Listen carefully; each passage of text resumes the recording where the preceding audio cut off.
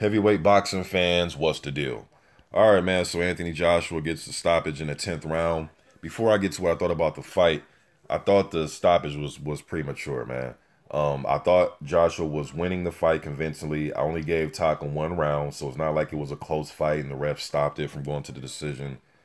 But the stoppage was just ridiculous. It looked like the ref a few times in the fight was looking to stop the fight. When the cuts happened, he was just looking. I know one time Takam, I think the first cut he got, Takam, I think it was trying to say it was a headbutt or something. I don't know what he was trying to say. But it was caused by a punch. It was an uppercut that caught him.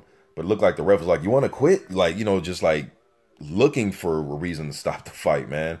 And in the 10th round, I believe Joshua landed a punch around the glove or after the first right hand. He was already stepping in, shaking his head. It's like, dude, let the fight continue, man. And Takam, he earned that right, man. He was fighting back. He wasn't hurt. Joshua was landing some leather on him now, but it wasn't like he was hurt or getting ready to go down or none of that shit, man. He was steady on his feet. Wasn't I don't know. It was just a bullshit stoppage. But as far as the fight, Joshua can't control what the ref wants to do. What I mean? He's in there throwing his fist.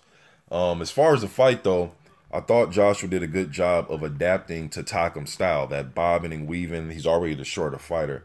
But that bobbing, weaving type of style where it made him think a little bit. He couldn't go in there and just bum rush Takam like that. Takam is a rugged customer, man. That's the word I love using for him, rugged.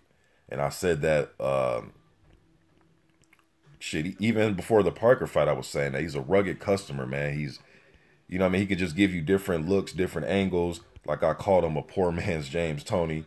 But he can just give you those different looks and angles, man. But Joshua's doing a good job of what he does best, combination punching from mid-range. He isn't a shoulder-to-shoulder in the trenches type of fighter like Riddick Bowe, but he's very good at that mid-range, you know what I mean?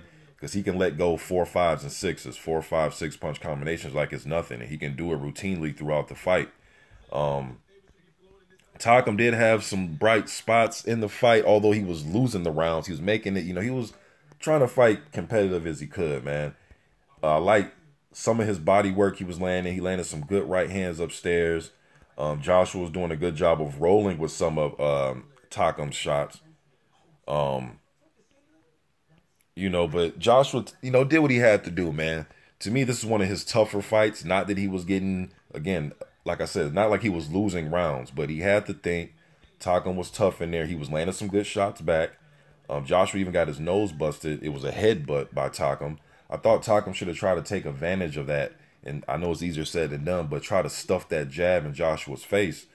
Just to keep irritating the nose, although it was caused by a headbutt, but just keep irritating it, keep the blood flowing. Just give that visual, you know what I mean, that, hey, his nose is busted throughout the fight.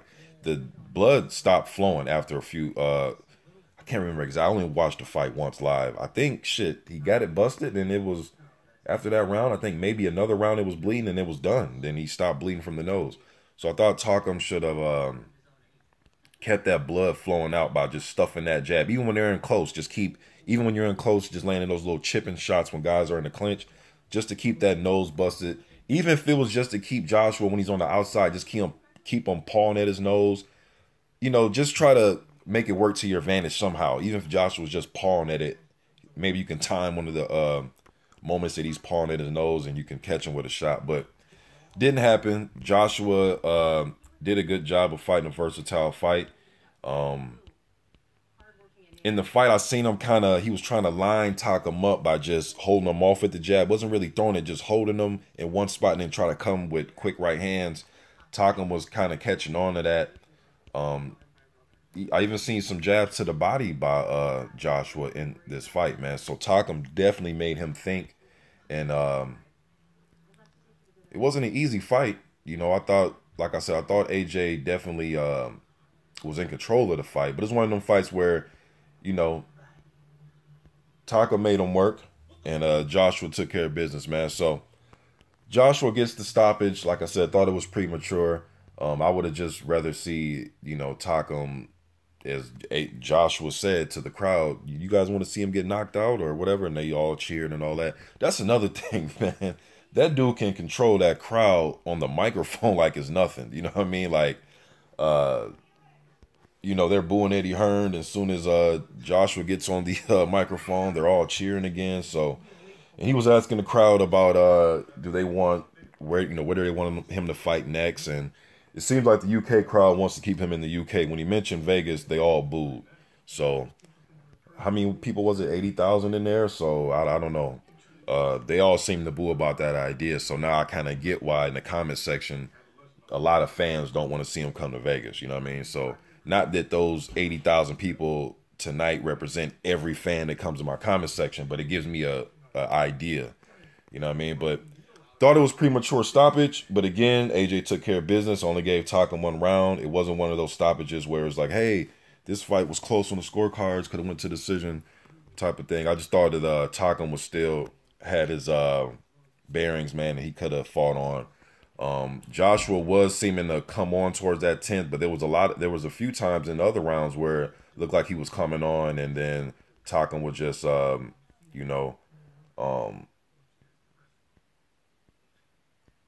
let the storm pass, and then he would, continue to fight. So, but it is what it is, though, man. Anthony Joshua, 10th round TKO. Y'all let me know what you think in the comment section. I'm gone.